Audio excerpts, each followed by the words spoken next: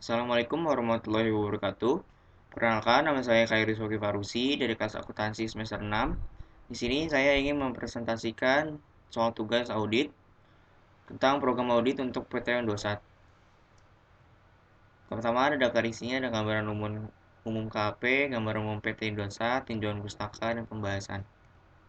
Pertama itu gambaran umum KAP.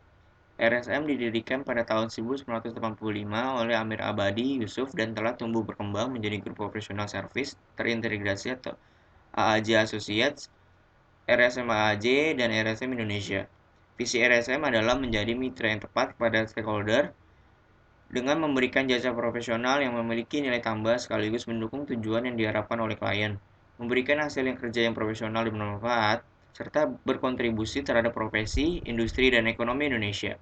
RSM kini memiliki kantor di Jakarta dan Surabaya dan merupakan bagian dari RSM International Network yang memiliki lebih dari 820 kantor di seluruh dunia. Yang kedua ada gambaran umum perusahaan.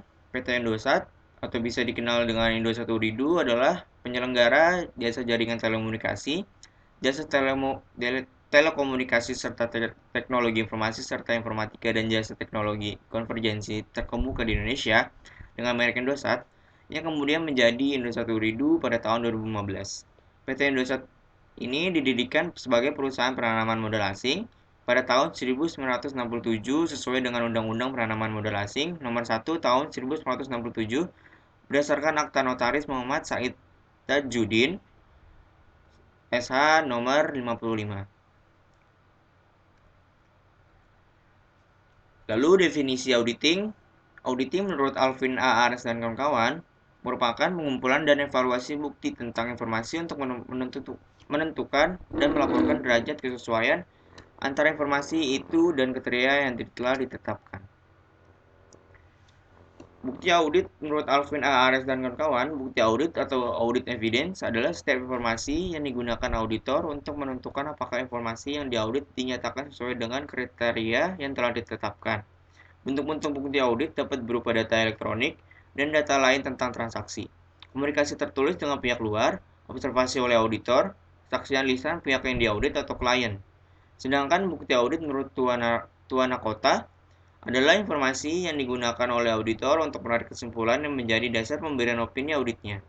Bukti audit meliputi informasi yang terdapat dalam catatan akunting yang berdasari laporan keuangan dan informasi lain yang didasari oleh di luar catatan akunting.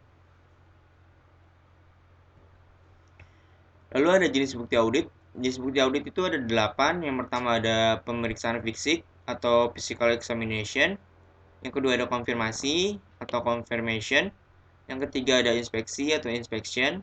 Yang keempat ada prosedur analitis atau analytical procedure. Yang kelima ada wawancara dengan klien atau inquiries of the client. Yang keenam ada rekalkulasi atau recalculation. Yang ketujuh ada pelaksanaan ulang atau re-performance.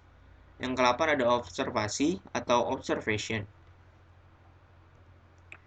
Lalu prosedur audit itu menurut Alvin Ares dan kawan adalah rincian instruksi yang menjelaskan bukti audit yang harus diperoleh selama audit. Prosedur audit, pengujian pengendalian yang pertama, yang kedua ada prosedur analitis. Di pengujian pengendalian itu prosedur audit pengujian substantif atas transaksi. Di prosedur analitis, pengujian substantif atas rincian saldo. Pengujian, pengendalian dan pengujian substantif atas transaksi. Di sini tujuan audit yang berkaitan dengan transaksi pembelian yang dicatat adalah untuk barang dan jasa yang diterima yang konsisten dengan kepentingan terbaik klien atau keterjadian disebut. Lalu pengendalian internal kuncinya, permintaan pembelian, pesanan pembelian, laporan penerimaan dan faktur vendor dilampirkan pada voucher. Faktur vendor, laporan penerimaan, pesanan pembelian dan permintaan. Lalu pengujian pengendalian yang umum, memeriksa dokumen dalam paket voucher untuk eksistensi, memeriksa indikasi verifikasi internal. Lalu pengujian substantif atas transaksi yang umum, mereview jurnal pembelian, buku besar umum, dan file induk utang usaha untuk melihat jumlah yang besar atau tidak biasa. Pengujian, pengendalian, dan pengujian substantif atas transaksi. Tujuan audit yang berkaitan dengan transaksi pengeluaran kas itu pengeluaran kas yang dicatat adalah untuk barang dan jasa yang benar-benar terjadi atau bisa disebut dengan keterjadian. Pengendalian internal kuncinya persetujuan pembayaran pada dokumen pendukung diberikan. Pengujian pengendalian umumnya memeriksa indikasi adanya persetujuan. Lalu pengujian substantif atas transaksi yang umumnya mereview jurnal pengeluaran kas, buku besar umum, dan file induk terkait, memeriksa dokumen pendukung. Lalu tujuan audit yang berkaitan dengan transaksi pengeluaran kas itu yang kedua ada transaksi pengeluaran kas yang ada telah dicatat atau bisa disebut dengan kelengkapan. Pengendalian internal kuncinya cek dan dokumen persetujuan telah dipranomori dan diperhitungkan. Menguji pengendalian yang umumnya memperhitungkan urutan cek atau dokumen persetujuan. Pengujian substantif atas transaksi yang umumnya merekonsiliasi pengeluaran kas yang tercatat dengan pengeluaran kas pada laporan bank atau bukti pengeluaran kas. Lalu tujuan audit yang berkaitan dengan transaksi pengeluaran kas yang terakhir ada transaksi pengeluaran kas yang dicatat sudah akurat atau keakuratan. Pengendalian internal kuncinya ada perhitungan dan jumlah yang dikeluarkan untuk pengeluaran kas atau pembayaran telah diverifikasi secara internal. Lalu pengujian pengendalian umumnya memeriksa indikasi verifikasi internal. Lalu pengujian substantif atas transaksi yang umumnya menyiapkan bukti pengeluaran kas. Lalu pengujian substantif atas rincian saldo yang pertama, tujuan audit yang berkaitan dengan saldo, yaitu utang usaha dalam daftar utang usaha sama dengan file induk terkait dan totalnya ditambahkan dengan benar serta sama dengan buku besar umum atau detail tie-in. Prosedur pengujian atas rincian saldo yang umumnya menambahkan kembali atau menggunakan komputer untuk menjumlahkan total dari daftar utang usaha. Lalu tujuan audit yang keduanya itu utang usaha dalam daftar utang usaha memang ada atau eksistensi. Lalu prosedur pengujiannya atas rincian saldo menelusuri dari daftar utang usaha ke faktur laporan vendor, mengkonfirmasi utang usaha dengan menekankan apakah itu jumlah yang besar atau tidak. Yang ketiga ada utang usaha yang telah dicantumkan dalam daftar utang usaha atau kelengkapan. Prosedurnya melaksanakan pengujian kewajiban setelah periode. Lalu yang keempat, utang usaha dalam daftar utang usaha sudah akurat atau keakuratan. Prosedur pengujiannya menelusuri dari daftar utang usaha ke faktur laporan vendor, mengkonfirmasi utang usaha dengan menekankan apakah itu jumlah yang besar atau tidak, melaksanakan pengujian kewajiban setelah periode. Yang terakhir, utang usaha dalam daftar utang usaha diklasifikasikan dengan benar atau klasifikasi. Prosedur pengujiannya mereview daftar dan file induk untuk pihak terkait, wesel atau kewajiban berbunga lainnya, utang jangka panjang, dan saldo debit.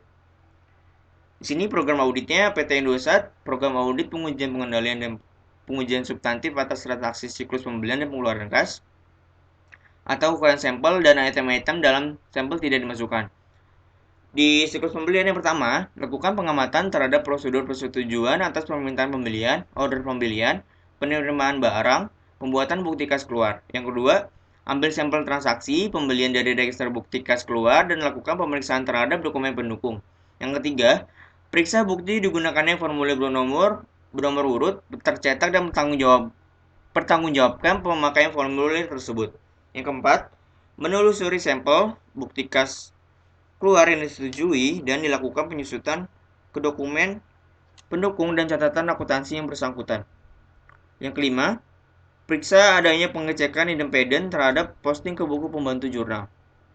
Lalu siklus pengeluaran kasnya yang pertama, lakukan pengamatan terhadap prosedur pembuatan cek dan pencatatan cek ke dalam register cek, menelusuri sampel transaksi pengeluaran kas dari register cek, dan lakukan pemeriksaan terhadap dokumen pendukung. Yang ketiga, periksa bukti digunakannya formulir bernomor urut tercetak dan pertanggungjawabkan pemakaian formulir tersebut. Yang keempat, menelusuri sampel bukti kas keluar yang telah dibayar dan lakukan pengusutan ke dokumen dan catatan akuntansi yang bersangkutan. Yang kelima, periksa adanya independen terhadap posting ke buku pembantu jurnal.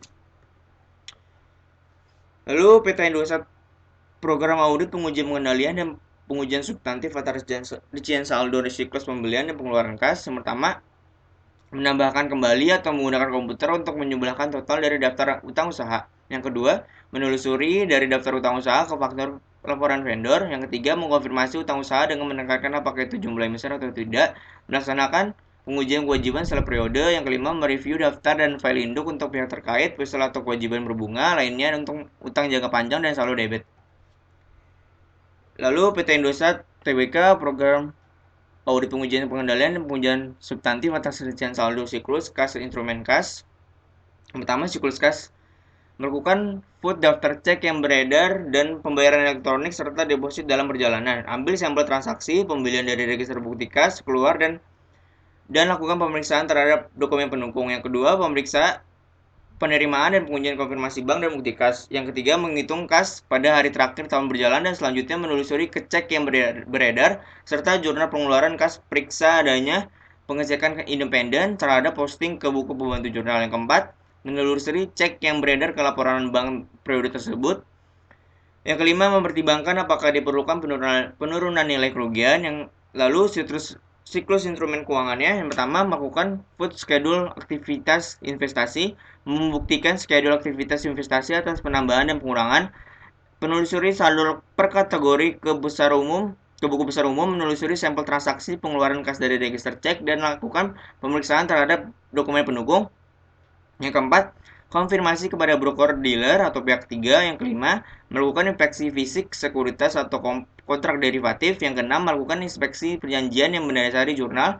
Yang ketujuh, pengujian atas klasifikasi yang tepat atas perdagangan tersedia untuk dijual atau ditahan untuk jatuh tempo. Yang terakhir, memeriksa transaksi tertentu mendekati akhir tahun dan nasihat broker terkait untuk menentukan apakah hal itu dicatat pada periode yang sesuai.